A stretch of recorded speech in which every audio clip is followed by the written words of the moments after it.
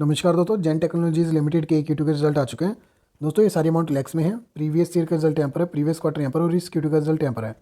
तो अगर हम टोटल इनकम देखें तो लास्ट टाइम कंपनी ने 2392 लाख इनकम जनरेट की थी, जो कि बढ़ गई 6800 तक हो चुकी है। तो ईयर ऑन ईयर तो इनकम लगभग 3x के आसपास हो चुके हैं यहाँ पे, तो बढ़िया इंक्रीज़ है। पर क्वार्टर ऑन क्वार्टर अगर आप देखोगे तो एक बड़ी गिरावट है। 13,500 से डिक्रीज़ होकर 6800 हो चुके हैं, तो लगभग 50% यहाँ पे डिक्लाइन है क्वार्टर ऑन क्वार्टर। और अगर आप एक्सपेंस देखोगे तो लास्ट टाइम कंपनी के एक्सपेंस 1700 के आसपास एक्सपेंस थे, जो कि अब बढ़ के 4400 हो चुके हैं। तो कंपनी के एक्सपेंस भी काफ़ी बड़े हैं, और प्रीवियस क्वार्टर के हिसाब से थोड़ा सा डिप है, 6800 से घट के 4400। और अगर हम नीचे नेट प्रॉफिट देखें तो लास्ट टाइम कंपनी का 4.5 करोड़ का नेट प्रॉफिट था, जो कि अब बढ़ के 17 करोड़ हो चुका है। पर प्रीवियस क्वार्टर में 47 करोड़ था दोस्तों। तो 47 के मुकाबले तो 17 करोड़ बहुत बड़ा डिप है आपकी बार। तो ईयर ऑन ईयर तो परफॉर्मेंस ठीक है, पर क्वार्टर ऑन क्वार्टर तो बहुत ज़्यादा गिरावट है नेट प्रॉफिट में। और ईपीएस भी इसी हिसाब से कंपनी का ईयर ऑन ईयर तो इंक्रीज़ हो चुका है 0.58 से 2.08। पर क्वार्टर ऑन क्वार्टर अगर आप देखोगे तो 5.81 से सीधा 2.08, तो काफ़ी बड़ी गिरावट है क्वार्टर ऑन क्वार्टर। और दोस्तों अगर हम इसका चार्ट पैटर्न देखें कंपनी का, फिलहाल ये शेयर 742 पे चल रहा है, और 5% की इसमें तेज़ी रही है फ्राइडे के दिन।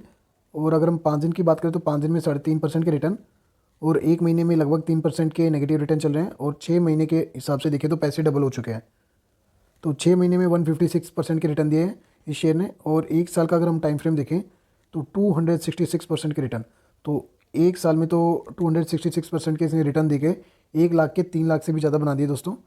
और अगर हम 5 साल की बात करें तो 966% के रिटर्न, और मैक्सिमम अगर हम देखें तो 1232% के रिटर्न। तो रिटर्न तो काफ़ी बढ़िया दिए इसने 2015 से लेकर अभी तक की अगर हम बात करें तो काफ़ी अच्छे रिटर्न है।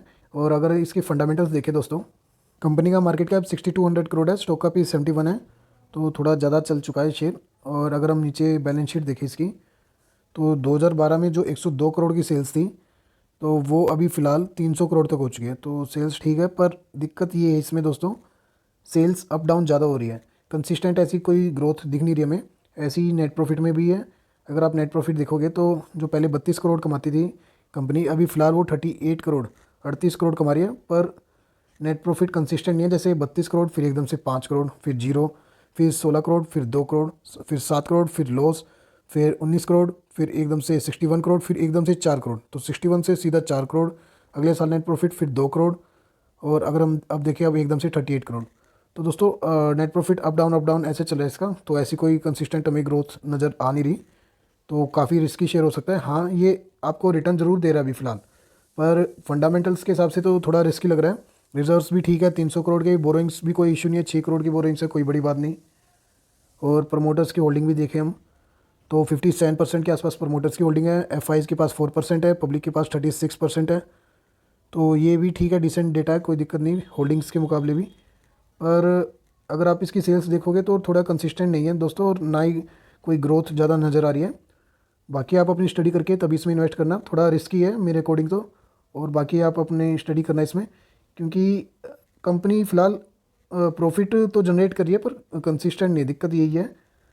और ये इसमें कोई भी एकदम से बड़ी गिरावट हो सकती है दोस्तों। जैसे अगर आप इसका चार्ट पैटर्न देखोगे दोस्तों, जिस हिसाब से इसका चार्ट पैटर्न है, इसमें कोई भी बड़ी एक गिरावट हो सकती है। क्योंकि इसमें अगर आप थोड़ा ध्यान से देखोगे तो यहाँ पे 2018 से लेकर 2021 तक 3 साल तक तो ये शेयर लगभग 50% डाउन ही चल रहा था। उसके बाद फिर थोड़ी सी रैली आती है यहाँ पर, और फिर उसके बाद दोबारा एक ही दायरे में कंसोलिडेट होता है शेयर, और अब फिर दोबारा एक रैली आई हुई है इसमें। तो इसमें कोई बड़ी बात नहीं है अगर दोबारा ये कंसोलिडेट करें, क्योंकि सेल्स अप डाउन होती रहती है इसमें।